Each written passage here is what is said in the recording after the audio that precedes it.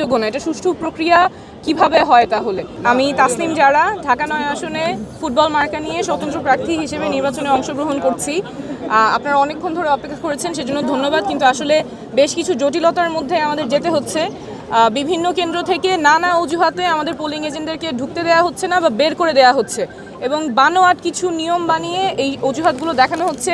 কাউকে বলা হচ্ছে যে আপনারা তো এখানকার ভোটার না, অথচ এরকম কোনো নিয়ম নাই যে পোলিং এজেন্ট হতে হলে এই আসনের ভোটার হতে হবে।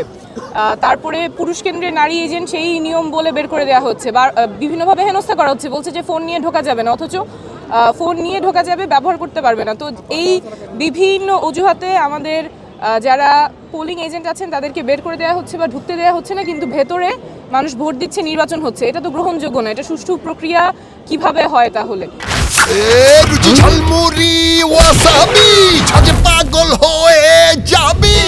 এবং যখন আমি জিজ্ঞেস করছি নিয়মটা কিসে, তখন আবার ওনারা বলতে পারছেন না। একটু আগে আরেকটা কেন্দ্রে গিয়ে আমার এটা নিচে সলভ করা লাগছে, কিন্তু আমি তো প্রার্থী হিসেবে গিয়ে প্রিজাইডিং অফিসারকে জিজ্ঞেস করতে পারবো না যে আপনি কোন নিয়মে কেন এই বানোয়াট অজুহাতে আমার পোলিং এজেন্টকে ঢুকতে দিচ্ছেন না বা বের করে দিয়েছেন। তো এটা তো কোনোভাবেই গ্রহণযোগ্য নয়। এবং যখন আমি জিজ্ঞেস করছি কোথায় নিয়ম, উনি বলছেন যে আমাদেরকে বলা হয়েছে। কে বলতেছে?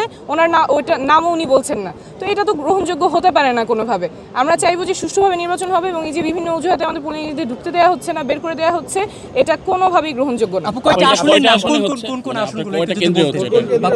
আমরা অনেকগুলি কেন্দ্র থেকে এরকম খবর পাচ্ছি। অনেকগুলি কেন্দ্র থেকে। কারো বিপক্ষে কোনো অভিযোগ আছে? সুনির্দিষ্টই তো বললাম। এই কেন্দ্র হয়েছে কিনা প্রধান কেন্দ্র? আমাদের কেন্দ্র কয়টা আপনারা জানেন? 151।